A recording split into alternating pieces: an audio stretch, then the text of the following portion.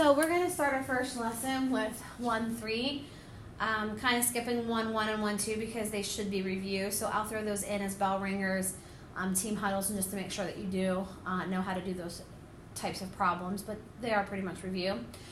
Here's some properties that we're going to learn. These are the things that allow us to do the things that we can do in math with the numbers, adding, subtracting, multiplying, dividing, moving numbers around, all that kind of stuff. So read through these at your leisure, and if you have any questions about them, please ask. Some of the ones that we use a lot are the substitution property. So it's when you have one thing in the problem, and then you're going to replace a part of the problem with a new answer. So it could be a variable like n equals 11. It could be, you have something and then you change it from one problem to another. So substitution problem we use a lot. We use the identity, additive identity. That's when you add 0 to any number. That's the additive identity because you're adding 0. The additive inverse is where you add the opposite and get 0. So be careful, different. Multiplicative identity is when you multiply any number by 1. The multiplicative property of 0 is when you multiply any number by 0. Notice they're different. Please be careful, make sure you understand the difference.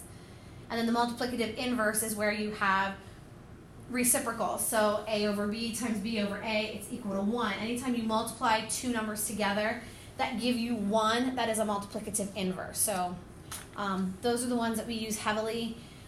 We don't always state them, but these are the properties that allow us to actually do a lot of the stuff in math. And then we have the commutative property. The commutative property allows us to rearrange the numbers, and the associative property allows us to move groupings. So if we have a group of numbers, but I want to group them with another set of numbers to make it easier, then I can regroup. So commutative property and associative property are used as well. So please make sure that you understand these properties. And they are in my room hanging on the wall along the door, so you can refer to that anytime. So let's try here.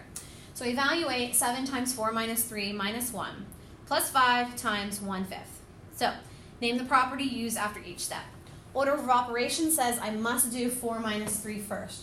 So now I have 7 times 1 minus 1 plus 5 times 1/5. So how did I go from the original? I replaced the 4 minus 3 with 1. So I replaced it. Substitution. So that's our substitution property because it's no longer 4 minus 3, it's 1. I've replaced that with 1. Even though I did the subtraction, I get that, but the property I used is substitution. I did the subtraction and then substituted the new answer back in. So now next we have what we can do is we can multiply the 7 times 1. So 7 times 1 is 7 minus 1 plus 5 times 1/5. Well, we multiplied 7 times 1. 1 is the multiplicative identity. So you can write multiplicative identity if you want, or you can write identity with an X beside it without the word multiplicative, just as long as I know that you're talking about the multiplicative identity. So now, order of operation says, let's continue to multiply. So now I have 7 minus 1 plus 1 because I want to multiply 5 times 1/5. Well, I took 5 times 1/5 and got 1. 5 and 1/5 are, 1/5 is the reciprocal of 5, 5 is the reciprocal of 1/5. This is then, since you're using the reciprocal, this is going to be your multiplicative inverse. Multiplicative inverse because I multiplied two numbers and got 1. Now the next step then would be to subtract 7 minus 1 and I get 6 plus 1. So because I subtracted, there's really no property for subtraction. It's an operation, subtraction, but I no longer have 7 minus 1. I have replaced it. So replaced, substitution. Please make sure we're using, proper vocabulary. So that's our substitution property. And then our final answer is 7. And again, it's no longer 6 plus 1, it's 7. I've replaced it. So again, the substitution property. So that's how you go through this step by step. And ladies and gentlemen, you're going to have to make sure that you do the step by step, please. All right. Party planning. Eric makes a list of items that he needs to buy for a party and their costs. Find the total cost of these items. So yeah, guys, I get it. So here's the thing. I know that you can go through and just take this, plus this, plus this, plus this, and you can add them all together. But because I am specifically showing you the properties, we use the properties to make our life a little bit easier. So how can we make this a little bit easier for ourselves? Well, how can I make the numbers easier? I'm looking at these numbers and I notice the 75 and the 25 make a whole dollar. So I'm going to take 675 plus 2325 and I'm going to put them together using the associative property.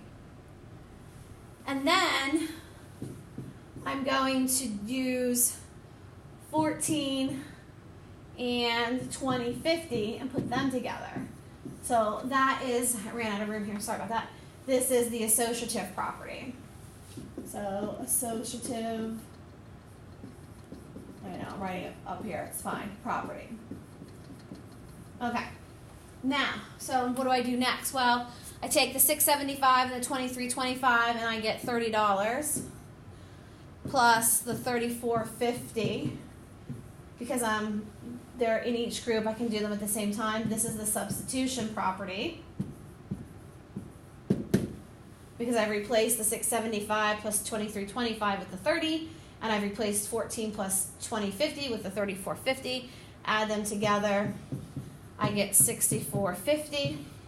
And again, that is substitution as well because I've replaced the addition. I've added them together and have come up with 6450. All right, so what you need to do now is you should have on your paper a spot where it says, now you try. Here is the problem that I want you to try. So I want you to evaluate each expression. So that is important. Make sure you evaluate each expression. Make sure that you evaluate each step. And then after you evaluate it, each step, make sure that you have a property that, like, what allows you to go from each step to each step.